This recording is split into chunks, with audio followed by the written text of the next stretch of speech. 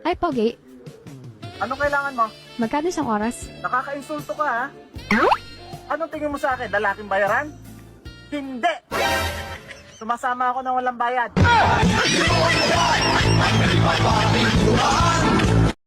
Alam mo, kalat na sa labas ang kwento na ikaw doon ang nagsabi na malaki yung kay kumpare.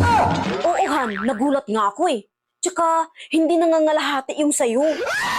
Yan ang sinasabi ko. Pinakita ba niya sa'yo? Huwag kang magbintang sa akin. Kailanman, hindi ako tumitingin sa mga ganyan. Kung hindi, bakit mo pinagkalat? At bakit mo alam na alam? Alam mo, meron talagang taong nagpapakita ng ganyan. Pero tumalikod ako. Kasi nababastusan ako sa ganun. So hindi mo nakita? Hindi. Kasi hindi ko naman talaga kayang tingnan ang mga ganyan. Nababastusan ka pa mo? Pero paano mo naikwento sa iba kung hindi mo nakita? Kaya ko alam. Kasi pinahawakan niya.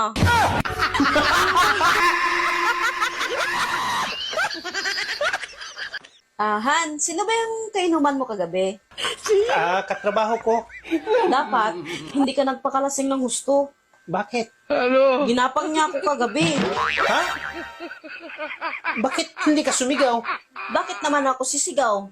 Eh, hindi naman masakit. Ano pala yung ginawa mo? Umungol.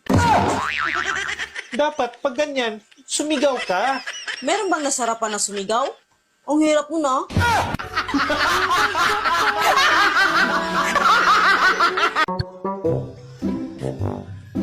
Mama, si Papa nakita ko, tsaka si Yaya. Hoy, ikaw kumain ka ng alagyan. Ano ang mga pinagsasabi mo? Sige anak, ikwento mo yung nakita mo. Yun na nga, Mama. Si Papa nagubad ng damit, tsaka si Yaya nagubad din ng damit. Ano ba yung mga pinagsasabi mo? Ikaw, bata-bata mo pa. Ikaw huwag ka naman nagpapaniwala dito sa batang ito. Anak mo, kung ano-ano sinasabi. Huwag kang maniniwala dyan sa papa mo. Ikwento mo yung nakita mo. Kung hindi, ikaw ang tatamaan sa akin.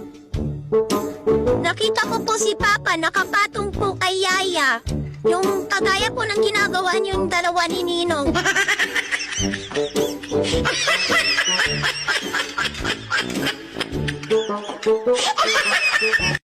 Bakit naman dinuraan mo yung kapatid mo?